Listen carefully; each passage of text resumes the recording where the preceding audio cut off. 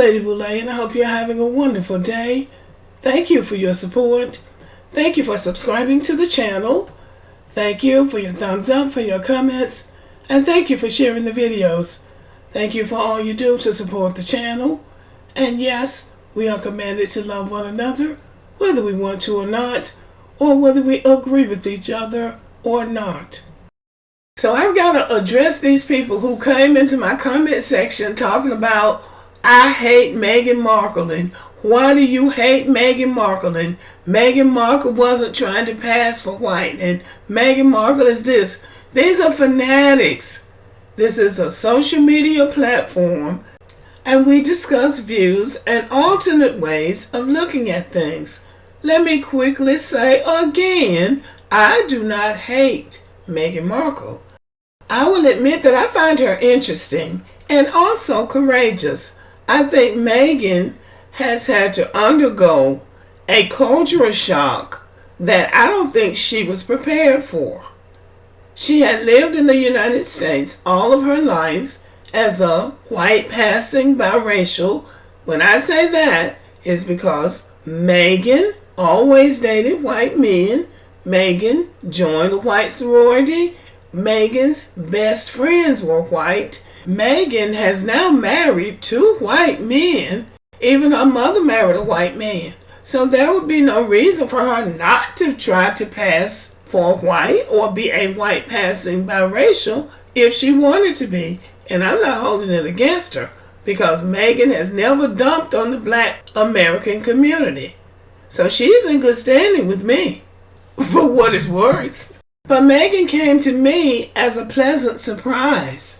I had never heard of her until she got involved with Prince Harry.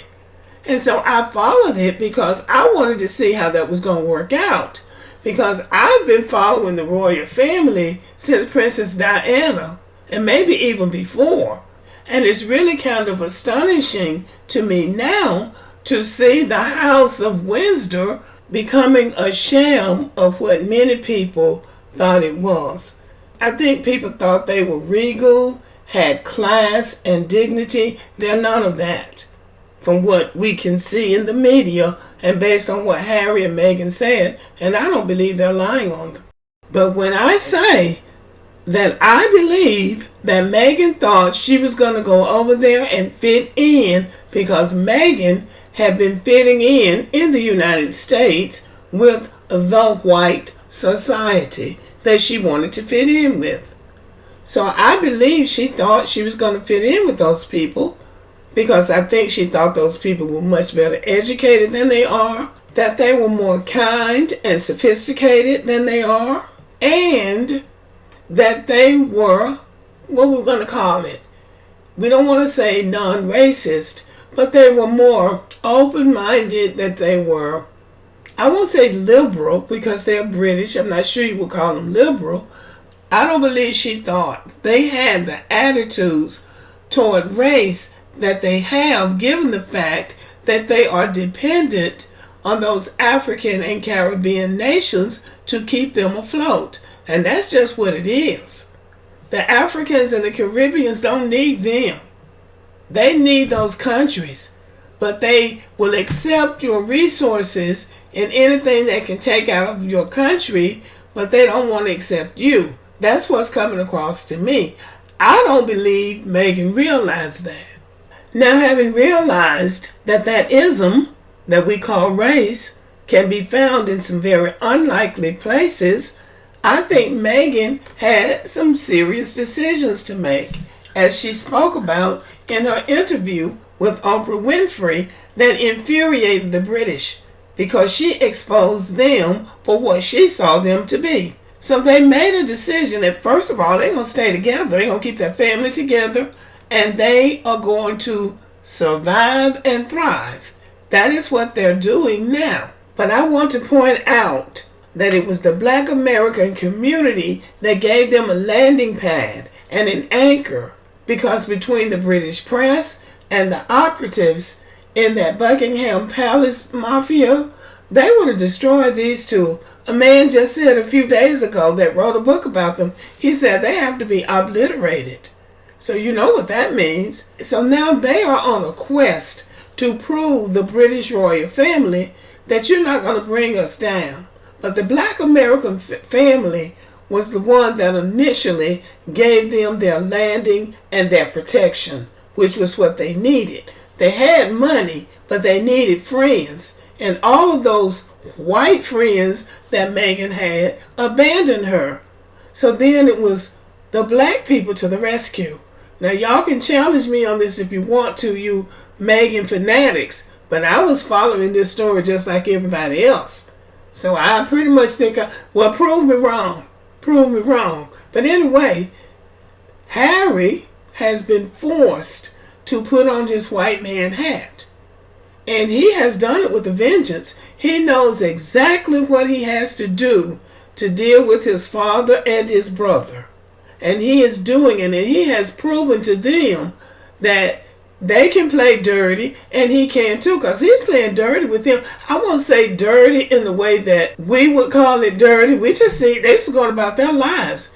But what Harry and Meghan are doing is war, as far as the royal family is concerned, because they are going at the very heart of that British royal family. It's not in England that they need to make an impression, because they've already won them over. But they've got to win over the Africans. The money, the oil, the diamonds, the gold, all of that stuff is in Africa.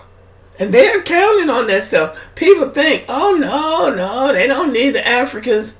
Yes, they do. Prince William had told Harry when him and Meghan got together, and Harry was talking about going to Botswana and going, doing different places. And William told him to stay away from Africa because Africa belonged to him. So see, Harry knows exactly what he's doing. To everybody else, it looks like, well, they're just going on vacation in Nigeria. But to William knows what that's doing. Every time Harry and Meghan go to Jamaica or Nigeria, now they're going to Ghana, other African countries are going to invite them. They are diminishing the impact and influence of King Charles and Prince William. And so they are infuriated, but there's nothing they can do about it because they kicked them out. And seeing how incompetent those people in Buckingham and Kensington or wherever they live, how incompetent they are with even social media and putting a decent media story together, it makes you wonder who was actually working for these people. Meghan could have been a great help to them. Meghan understands social media. Meghan has charisma. Meghan is beautiful. People like Meghan because she has that undefinable quality that makes her people relate to her because she comes across as being genuine. And nobody else in the royal family has that quality. So they threw away an important asset. But now they're on a quest, Meghan and Harry are on a quest to prove that we don't need you, you need us, because we're running the show now. So I love to see it. And the Africans are going along with it because they understand what they're doing. They know how the game is played too. So it was extremely important for those three kings. They said they were Igbo kings. It wouldn't matter. It was important for them to come and meet Meghan and make her a Nigerian princess. That was major. Harry is trying to protect his family and his children. The more nations that he can get behind them, the better off they are. So I am really glad that the African countries are cooperating because they know what's going on. Now, I can hear somebody questioning how I think I know what I'm talking about. Well, I have studied world history. I have studied empires. My studying of empires led me to greater interest in how these empires work. Now, the British Empire was built and formed on violence, brother against brother. The Tower of London has a bad reputation for a reason. When Edward IV died in 1483, he had two young sons, neither one of them old enough to assume position of king. So his brother Richard was supposed to be the regent until the older son was old enough to become king. So Edward's brother Richard crowned himself king. Well, guess what he did to those two boys? They killed those boys. The first King Charles of England was beheaded. They cut his head off because of reasons that kings do. Extravagance and ignorant and everything else. But they cut his head off. They beheaded him. And then 10 years later, 12 years later, they went back and got his son and made him the king. And he took the job. There's a lot of violence in that family. Now that's just what they do to each other. That has nothing to do with them colonizing and enslaving other people. That's what they do to each other. And I don't even have to mention Princess Diana. So when Harry says he's going to do everything he can to protect his family, he's not just blowing smoke. He knows that is serious. Those people don't play. So I gave you a little history lesson, and now I'm going to tell you why many black Americans say Meghan Markle was passing for white. I'm not trying to speak for everybody, but I'm speaking for a lot of folks. Number one, that's what it looked like. It looked like she was a white passing biracial. But she has said, to her credit, she has said that she didn't seem to fit with the white or the black. She was too white to be black and too black to be white. She said something to that effect. But I'm still going back to that. Her friends, her childhood friends, were white, the ones that she showed. Didn't she go to the prom with a white or Hispanic guy?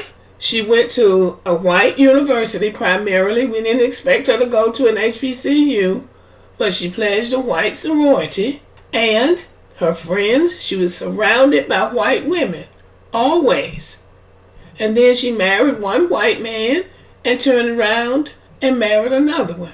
And since I didn't know anything about her before she got involved with Harry, I didn't know what her social agenda was. But she was some type of an ambassador for the United Nations. And they sent her to different parts of the world, including Africa. So her going to Africa as an ambassador doesn't mean she was going because she was interested in Africa or Africans. She had a white-looking agenda. So she married white twice, and her friends were white. Her mama married white. So I don't believe she saw anything wrong with it. And I don't either. If a person has a white parent and a black parent, and they lean toward one race or the other, it's understandable. So I'm not saying she was white passing, but that's what people said about her. And that's how come I'm explaining it to the people who said, I hate Meghan Markle. I do not. I admire her for what she's doing now because she's surviving. And she's not letting people demean and diminish her because she has African ancestry. So I admire her. So now, if you could just calm down and give me a break, I have no dog in the fight. I do not hate Meghan. I'm not required to, be a fan or fanatic over Meghan Markle. I'm not required to do that. But I still do not dislike her, and I definitely don't hate her. I don't even know her like that. So I think that's being very over the top to say somebody on social media who has never met the person hates them. That's for those British people. That's for the people who have that ism that we call race. That's not for me. But anyway, y'all, try to have a more open mind and realize that people on social media make social content. And it's not always what everybody wants to hear. Okay? So anyway, but still, y'all, have a wonderful day. Thank you for listening. Subscribe to the channel. Give me a thumbs up. Leave a comment. Share the video. And as always, come back and watch my videos.